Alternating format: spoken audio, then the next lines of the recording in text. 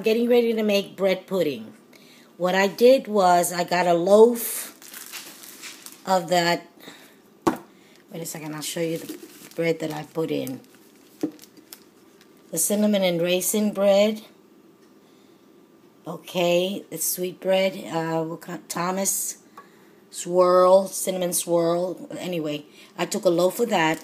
Next thing I add is 1.5 cups of sugar, 2 eggs, and 1.5 teaspoons of vanilla.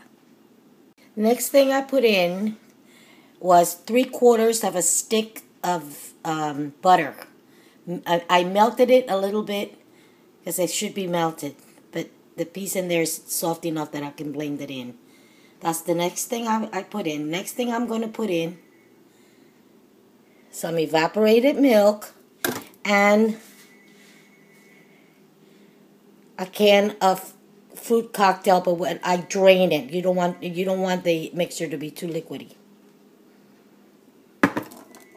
Okay, the mixture is all ready. Let me just show you how the texture should be. I didn't put the whole can of milk. I put half and half of the cup of the fruit cocktail. It should be like this. You see how nice and moist, but it's not too runny and it's not too thick. It's just perfect. Okay, now it's ready to go in the oven. In the pan, you have to spray it because it does stick if you don't spray it. So I used to spray it instead of, just rubbing it with butter. And I also put 1/4 cup, or you could put 1/2 cup, as many as you want, of raisins. If you want to put rum in the mixture, you can. I chose not to. I just left it alone with just the vanilla. And it's got a little bit of cinnamon from the bread that I use. Now I'm going to put it in 350 for as long as it takes to cook. Bye. Okay, it's already done. And if you feel it, it's nice and firm. It cooks for about 1.5 hours. The next thing you're going to do, you're going to get real 100% pure maple syrup. Put a little bit in a cup.